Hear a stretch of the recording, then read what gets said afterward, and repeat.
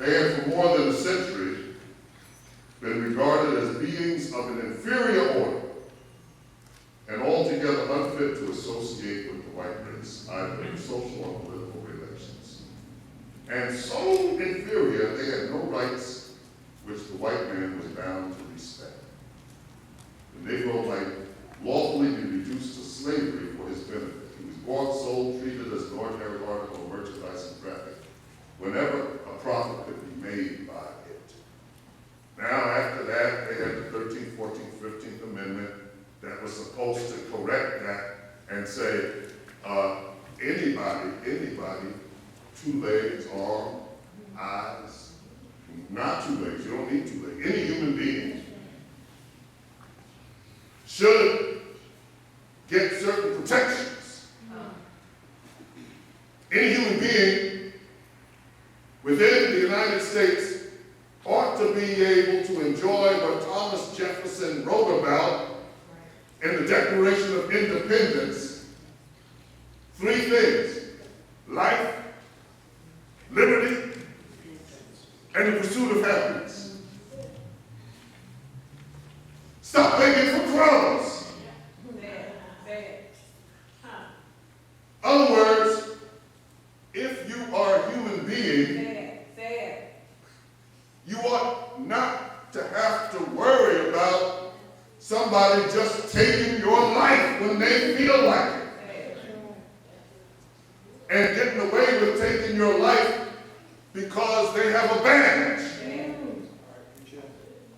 Getting away with expressing their homicidal psychosis because there was no psychological exam that could test whether they were bigots. And therefore, when you encounter that person, you do not enjoy what the Constitution guarantees, which is life.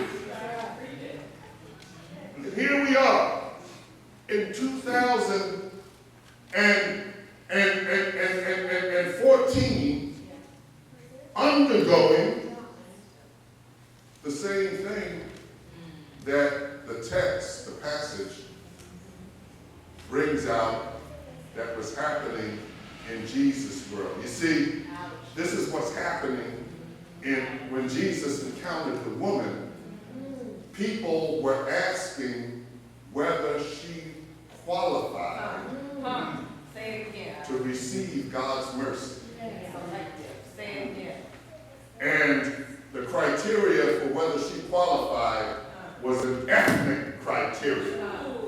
Well, she's not one of us. Say it. She's not of our group that needs redemption. Whenever you limit the good thing that God is trying to do in the world and in the cosmos to your group, you have committed a serious theological, spiritual blunder. I would even say it's going to lead to sin if it isn't sin itself, because you're putting a limitation on what God wants to do. And if you try to limit God, you are sinning. You will be the agent and the object of sin. That's what Jesus is trying to tell us. Can we help this woman? Well, let me see. She's a Canaanite. Should we be upset over the killing of this young man? Well, let's see. He might have been stealing some cigars. What?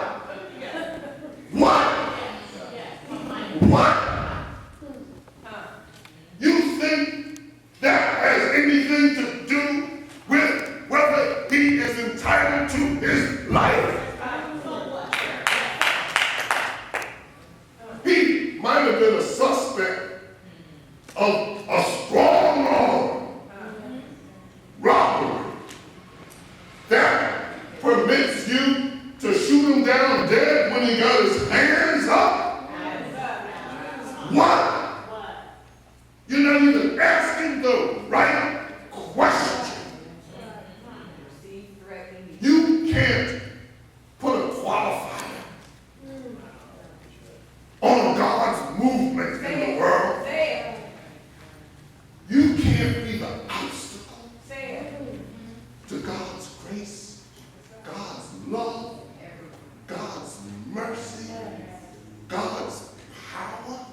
going to get in front of God and like trying to direct the course of a river, say, no, God, don't bring it over there. Because, see, those people, they like to kill themselves. Those people are poor because they're not lifting themselves up by their own bootstraps. Those people love to live in squalor. They only complain when we kill them. They don't complain when they kill themselves. No, let all of the resources of the economy accrue to us. Let all the jobs come to us. Let all the health care come to us. Let all the justice come to us. When we come before the bar of justice, we don't want justice to be blind. We want her to take a peek and see what color we are. So justice. But when it comes to them getting justice, they don't quite deserve the same justice that we expect, that we demand. And so I said on Facebook, I said, you keep treating people like animals. At some point, they're going to act like human beings. That's right. And some people didn't understand what I was talking about. At some point, they're going to act like human beings. And it doesn't mean they acting. See, you already have a criteria for what human behavior is. But if that happened to you, you know you would go crazy. But these black folk, oh, they better be peaceful. Now we can give them a little bit of justice. Stop begging for crumbs. That's right. Don't debate your humanity. That's right. That's right. You debate your humanity, you're already begging for a crumb. That's right. It's okay to beg for a crumb from God. That's right. That's right. See, if God gives you a crumb, you got the whole thing. That's right. So, I'm not saying don't come up to God and look beg for a crumb. No, ask God for a crumb. But the people in power are not God. That's right. Say it. They like to position themselves as God. That's right. And we have allowed ourselves to be in relation to them as if they somehow mediate God's grace to us. No, no, no, no, no. I want the whole loaf. No, I'm no longer going to sit underneath the master's table and be satisfied with the crumbs like I'm a dog. I'm not going to lift up the crumbs off the master's table.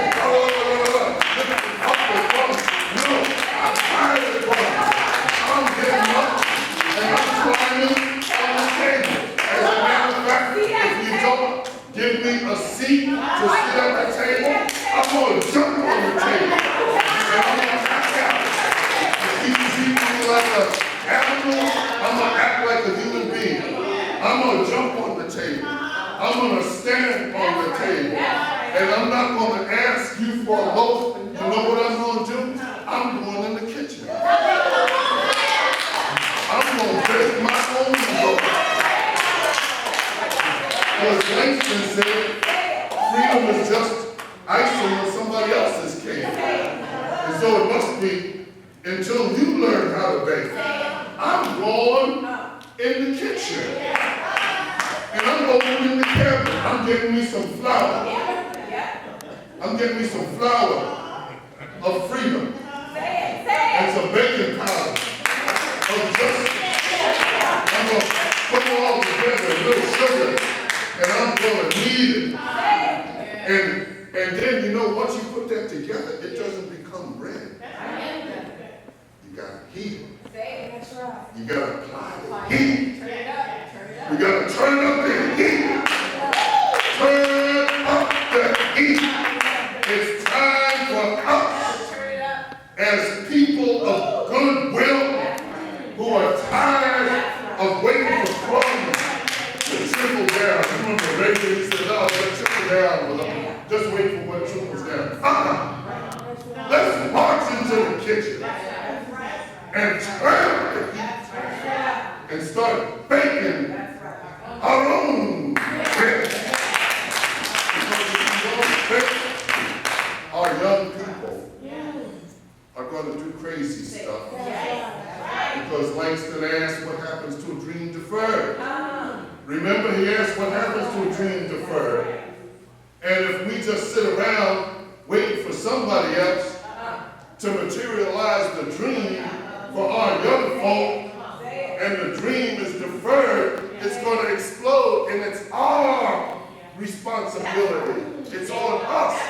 We in the church must keep the dream from being deferred. Gather us, stars us, earth us, cloud us, storms us, and splinters of hail. One handful of dream dust, not for sale.